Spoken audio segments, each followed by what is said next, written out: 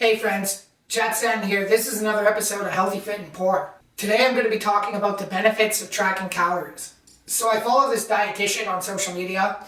Normally I agree with about 98% of the stuff she posts. Not just because I swoon over her. However, this one day she posted a video where she categorized tracking calories as an unhealthy relationship with food. Now I'm not big into the call-out game going on throughout the internet, but I did want to clarify some things. Tracking calories is a strategy.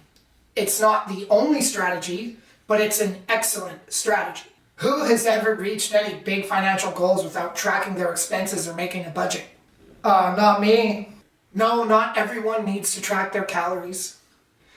If you were just trying to lose a little bit of weight over a very relaxed period of time, then you probably don't need to track calories. However, if you're trying to reach very specific goals over a strict period of time, then tracking calories becomes a valuable habit. Procrastination basically is pre-wired in our brains. Let's face it, we all wait till the end of spring to start working on that summer body. Ooh. So you don't want to track? I don't have time to track. Let me see your phone. Hey, sweet, you spend 2 hours a day on social media, much like the average Canadian? No, I don't. Really, it's 5 to 7 minutes a day. Take it out of your mindless scrolling time. Your physical and mental health will thank you. Think of calories like money. Do a couple calculations, find out your daily and weekly allowances, spend it accordingly on eating. So let's explore some of the benefits.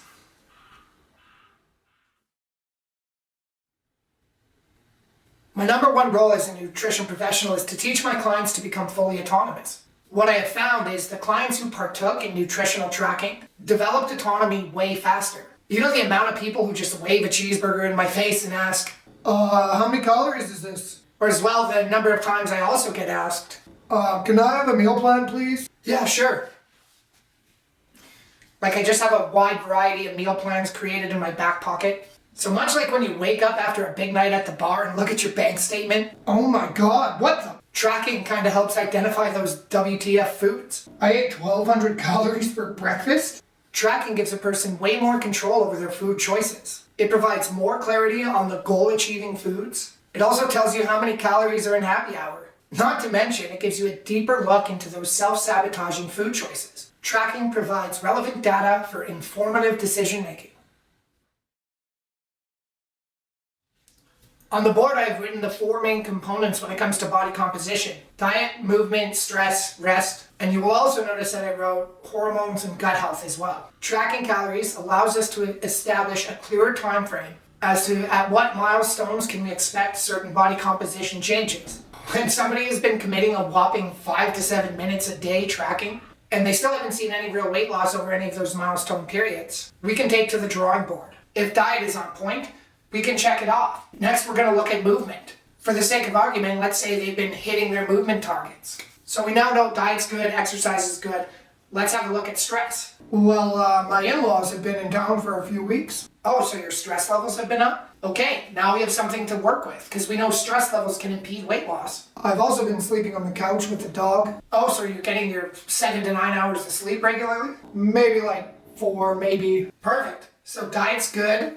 Exercise is good. Now we know we need to focus our efforts on stress management and creating a better sleep routine. Let's say all's well with everything. If a significant period of time goes by and we haven't seen the needle on the scale move in any direction, that's when we'd know we'd start exploring hormones or gut health. The gut microbiome is the biggest breakthrough in terms of nutritional science. It's been determined that relationships between certain amounts of bacteria in the gut can determine how many calories a person will burn or how many calories a person will absorb. Unfortunately, these findings are quite new. There isn't enough information to properly address the bacterial situation yet. The moral here, quality of calories does matter.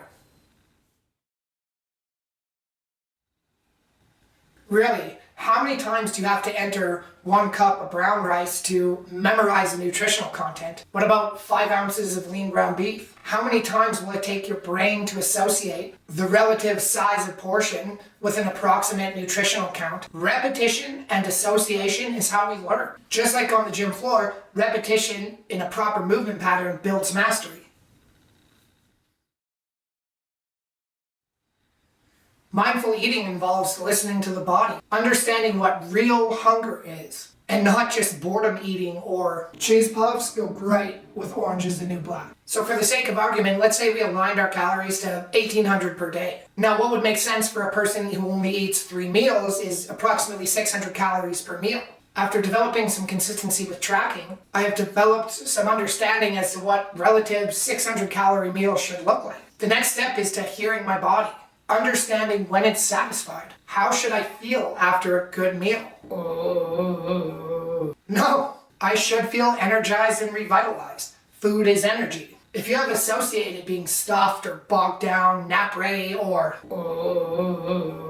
with meal satisfaction, then it's going to take some time and practice before you stop thinking you are still hungry when you were really satisfied. Tracking helps create a visual representation of an appropriate meal portion, which will alert you as when you should start trying to hear your body telling you it's satisfied.